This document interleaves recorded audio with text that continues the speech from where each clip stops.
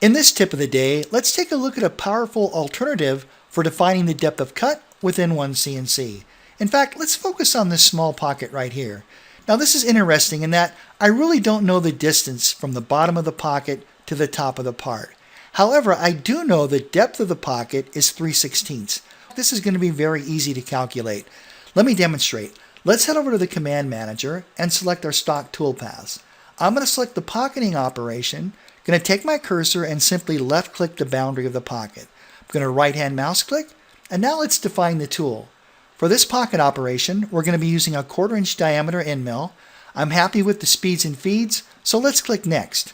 Now typically for the final Z depth, we would need to type in an absolute value measured from the top of the part to the bottom of the pocket. Well, I don't know what that is, but I do know the depth of the pocket. So for final Z, I'm going to type in 0.1875. Very good. Now all I have to do now is come down here and select this option called Material Top from Geometry. By selecting this, OneCNC calculates the depth of the geometry I selected along with the pocket depth, and that's all we need. The final Z depth is going to be perfect. Let's click Finish and let OneCNC generate the toolpath. Now if we were to measure the distance from the top of the part to the bottom of the pocket, that true distance would be minus 375 thousandths. OneCNC is going to calculate that perfectly for us. In fact, let's post this out. Going to right hand mouse click, Post Operation.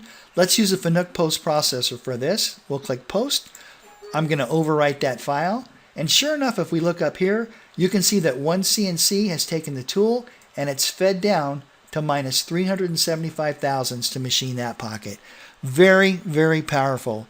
All right, that's it for this tip of the day. Thank you so much for watching, and I look forward to seeing you in the next video.